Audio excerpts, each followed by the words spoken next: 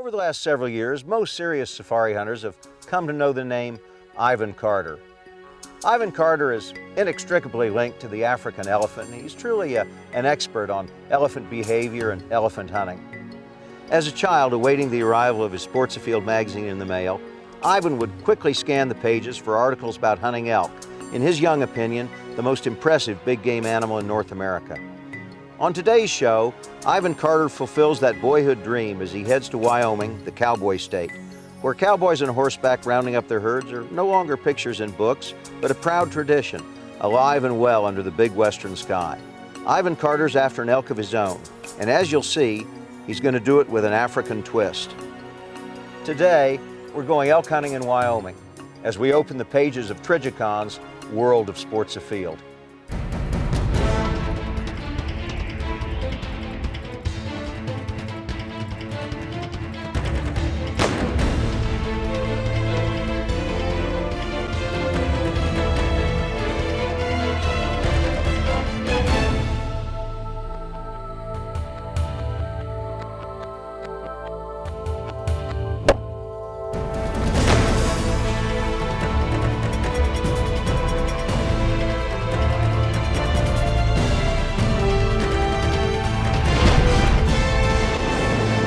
Trijicon's World of Sports Afield is presented by Trijicon, Brilliant Aiming Solutions, DSC, the Dallas Safari Club, Ruger Firearms, Hornady Manufacturing, Accurate, Deadly, Dependable, the Wildlife Gallery Custom Taxidermy Studio, Zeiss Sport Optics, Boyd Harness Company, Cannon Safes, nothing protects like a cannon, the Wild Sheep Foundation, and Leishamo, the best boots money can buy.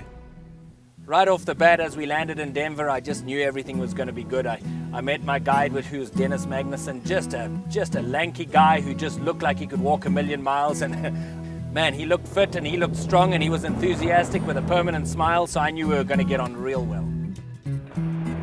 Well, we're finally here. We're in Denver Airport, and man, when you see this amount of mud and dust and grease on a truck that comes from the bush sitting in the middle of the city, you know that truck's going somewhere, and so am I. So let's get on with it. Let's get on the trail. Ivan and Dennis enjoyed the 3-hour drive from Denver to the ranch and used the time to get to know each other. Learning about the others' lives, hunting experiences, and country made the hours on the road pass quickly. By the time they rolled into the ranch, the two felt like old friends. Well, we're out in the field. It's real early.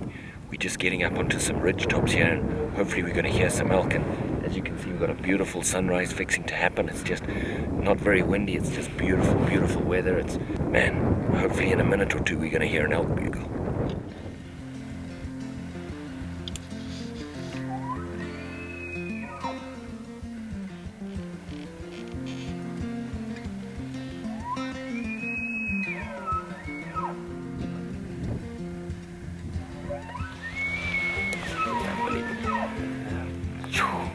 I say we just grab our gear. Absolutely. If you guys are up for a hike, we'll just grab our gear.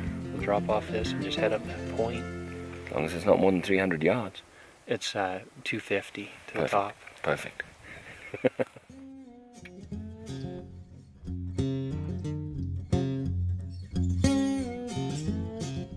Both Ivan and Dennis enjoyed true fair chase hunting, which perfectly describes Wyoming's big sky country. The truck is parked early in the morning, and boot leather now comes the mode of transportation as the hills and hidden valleys are explored.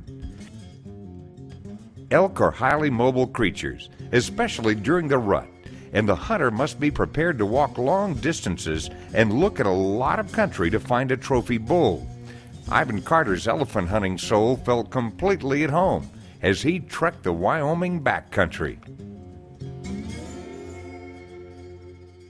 There's a few wads of elk just over this ridge. We're gonna keep our heads down, and Dennis reckons the best thing to do is to go around the base of these rocks and kind of get in a little pile of rocks here and actually just glass for a while and see if there's a good bull there and see if he won't move into a place that we can see him. We're on elk, but can Ivan Carter close the distance? The answer?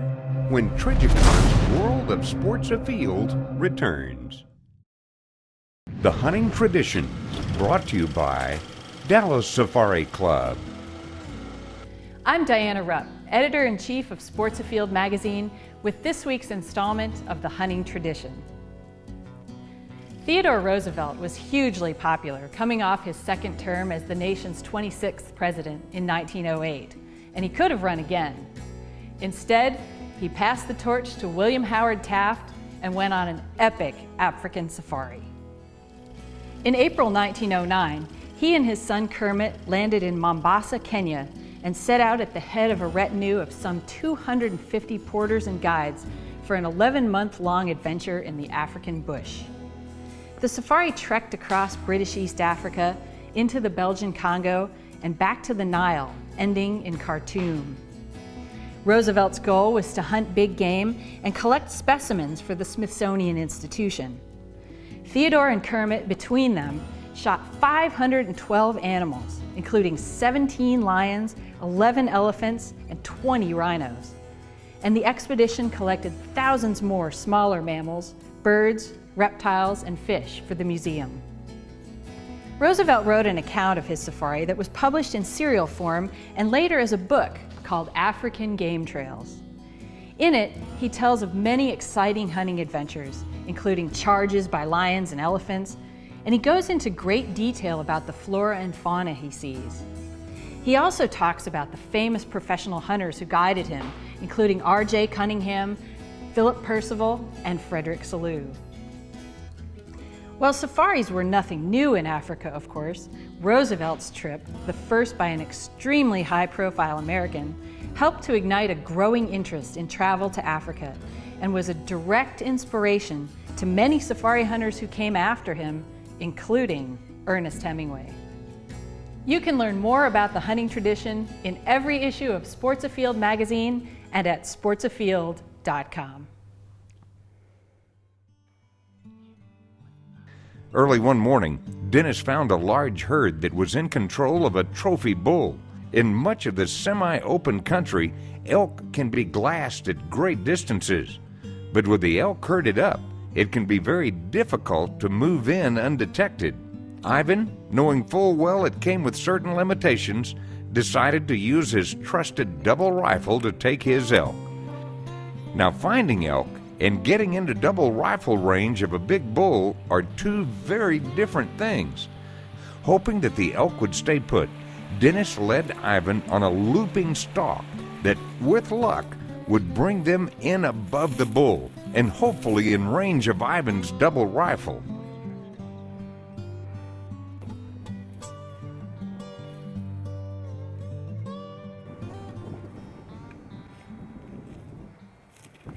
We've got some elk right here, probably 50, 60 yards out. We just have to be so careful when we're this high because we're right against the skyline. It's absolutely beautiful.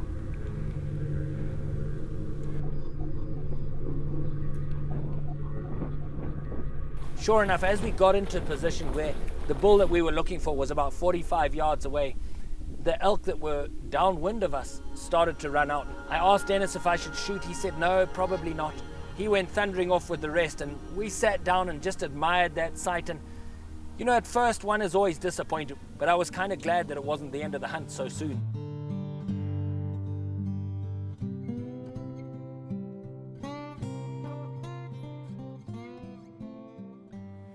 We're in a different area right now. We've probably had to drive maybe 35 minutes to get here. It's a ranch called Timber Canyon. As you can see, just great thick pine trees like this, and just a very, very different type of environment to hunt in. So this is going to be a pretty cool afternoon.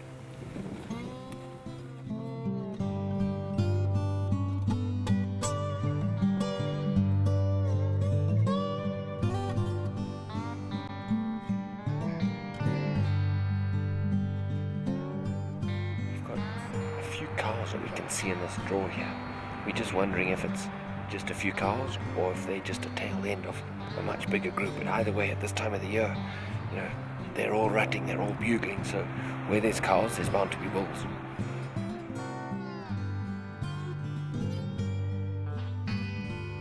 The wild music of bugling elk drifted up the valley ever closer as Ivan and Dennis raced the setting sun.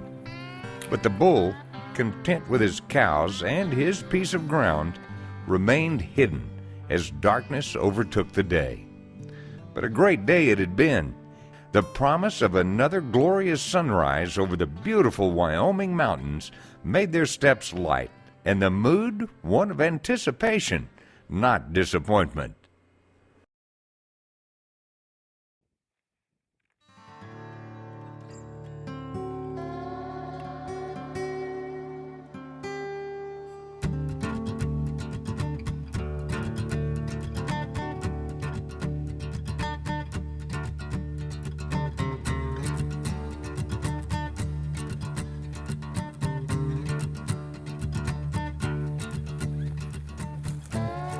One morning, real early, we went up to an area called the Sabile. Just a beautiful area of rolling hills, not quite as jagged and rocky as a lot of the other parts that we had been in. And we got up there at first light, and as it started getting light, we saw a young bull, and we decided to hunker up and see if we could call him in. And sure enough, he had been out there looking for a herd. He was obviously lonely because one little snort on that cow call of his, and that little guy bugled, and he came running right in.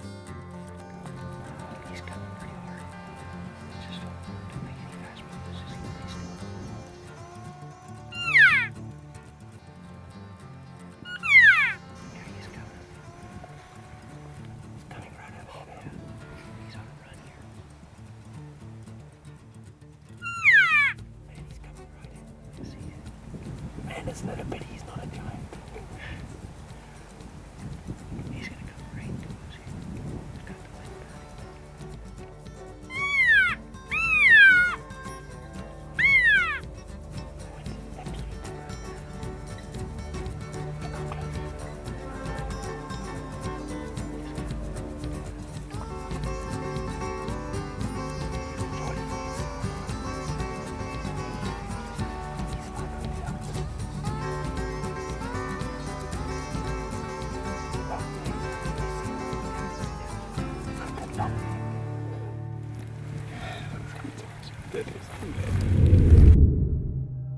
There's more elk action from the Cowboy State when Trijicon's World of Sports Afield returns.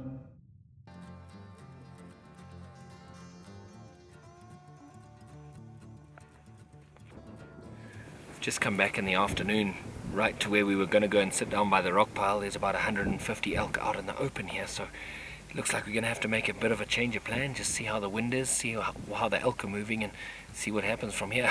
Who knows what happens, because it's certainly not going to be as we planned it. This is really, really cool. We've got about 150 elk here. There's only about 3 mature bulls with them. None of them are really big enough for us, but we've got other elk coming down the hill over here, and other elk coming up the valley. So what we're going to do is sneak way down real quietly and see if we can get up to our ambush spot, because we're hoping that one of these other groups is going to come down to this water, and one of them maybe have a big bull.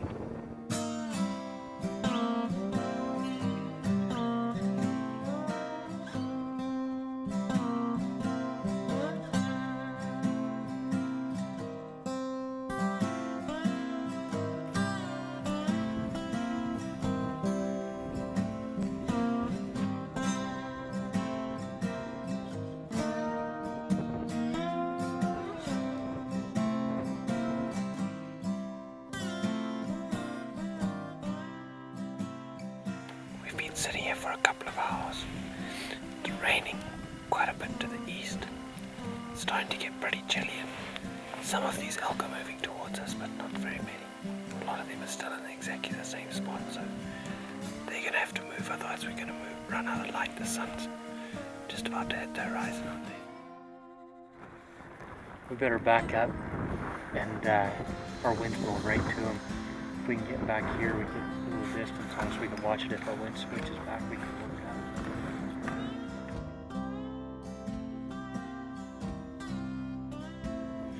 Well, the bull we wanted isn't coming this way, and the wind's starting to change, so rather than risk emptying this whole valley out of elk, and we've probably got 300 or 400 elk in this valley, we're going to just take off, take it easy, and then come back really, really early in the morning, probably get in here while it's dark and see if they're still out here. Hey man, you never know what's going to happen till it's actually over, and we had a beautiful sunset surrounded by elk. You couldn't ask for very much more. Professional hunter Ivan Carter is closing in on a dream. The exciting conclusion is next when Trijicon's World of Sports Afield returns. This segment is brought to you by Cannon Safes. Nothing protects like a cannon. Ivan and Dennis were in position well before sunrise, but daylight brought bad news. The elk were heading back to the security of cover earlier than expected. With a chance for an ambush suddenly gone, Dennis accepted the only option now available. Where the elk led, he and Ivan would follow. We've got a big herd of elk just in front of us here. Up in the draws, we're going to go up and around them. The wind is perfect.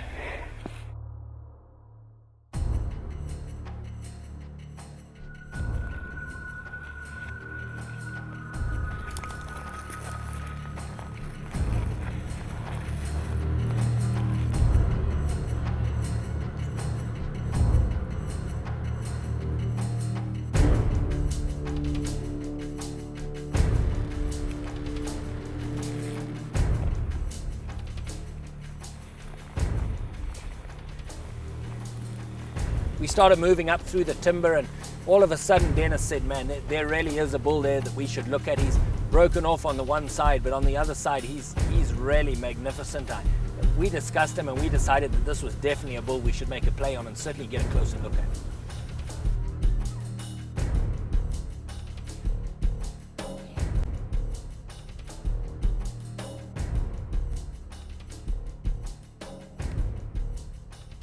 I got up on the sticks a couple of times just to kind of get ready in case we got a shooting lane, which we never did, and then all of a sudden the dreaded wind changed. We heard a gust on the back of our necks, and she just started trotting off, and Dennis just said, man, we got to go. So we ran literally what felt like vertically in a big horseshoe up this hill.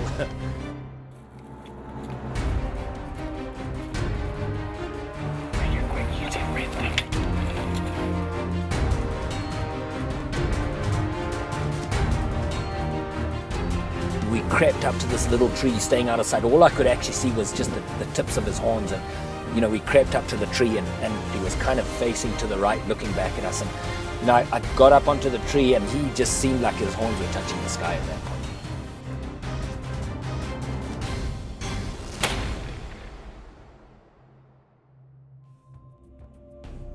point. That's what we've been waiting for.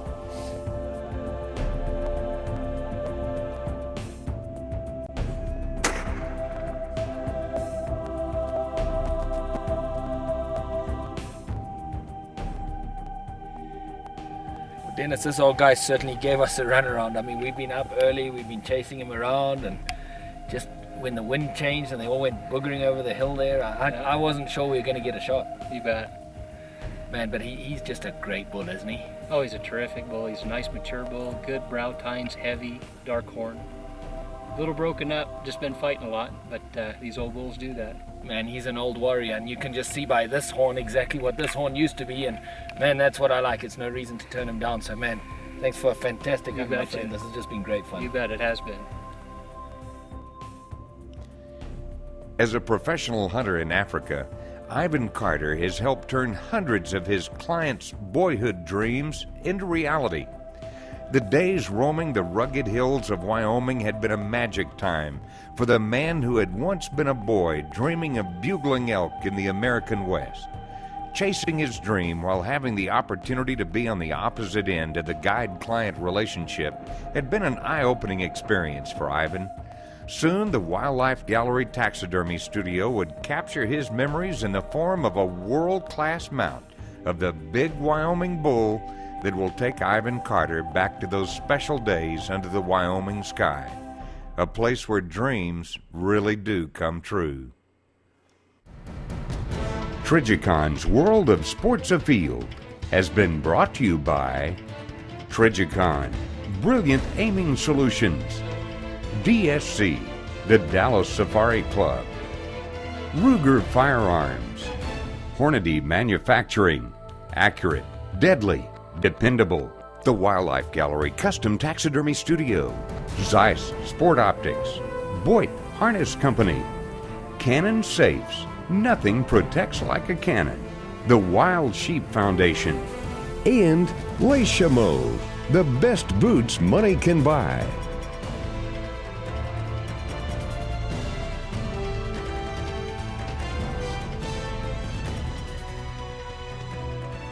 Closed captioning provided by Getting Involved, a guide to hunting and conservation for kids.